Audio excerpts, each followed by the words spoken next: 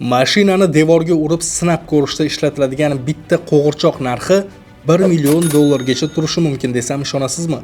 Oddiy plastmassa maneken shuncha pul turishi mumkinmi degan savol tug'ilishi aniq. Obuna bo'lib qo'ying, hozir buni sababini tushuntirib beraman. Aslida bu oddiy qo'g'irchoq emas, balki boshidan tovonigacha datchiklarga to'la murakkab kompyuterdir.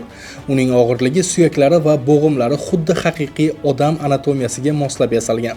Avariya vaqtida, ya'ni mashina devorga urilganida atigi millisoniyada maneken ichidagi yuzlab datchiklar ishga tushadi va qovurg'asidagi sensorlar orqali zarbadan ko'krak qafasi qanchaga pachoqlanganini va insonning qaysi suyaklari sinishini aniq hisoblab beradi.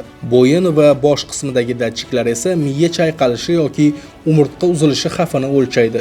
Ular shunchaki devorga urilmaydi, balki har bir zarbada soniyasiga 10 minglab ma'lumotlarni muhandislarga uzatadi. Shu $1 million maneken devorga yuzlab marta urilib sinovdan o'tgani uchun ham bugungi zamonaviy mashinalarda odamlar og'ir avariyalarda tirik qolmoqda.